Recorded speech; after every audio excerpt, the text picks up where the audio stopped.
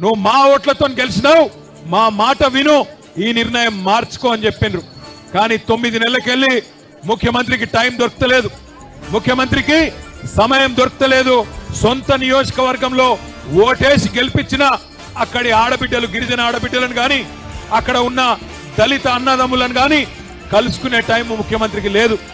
ఎక్కే విమానం, దిగే విమానం, ఢిల్లీకి పోవాలి రావాలి 28 సార్లు వేయండు, 28 రూపాయలు కూడా తేలేకపోయిండు. అట్లాంటి ముఖ్యమంత్రి ఈరోజు సొంత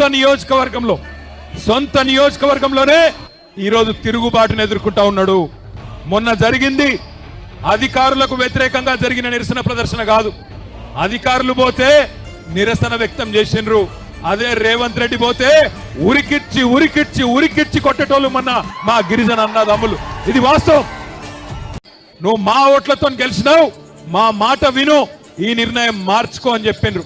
కానీ 9 నెలలకెళ్ళి ముఖ్యమంత్రికి టైం దొరకలేదు, ముఖ్యమంత్రికి సమయం దొరకలేదు.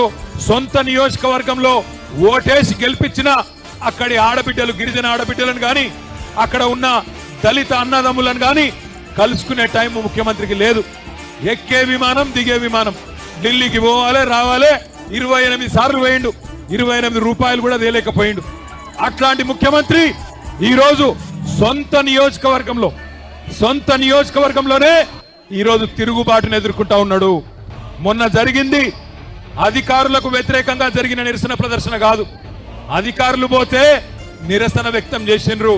అదే రేవంత్ రెడ్డి పోతే ఉరికిచ్చి కొట్టేటోళ్ళు మొన్న మా గిరిజన అన్నదమ్ములు. ఇది వాస్తవం.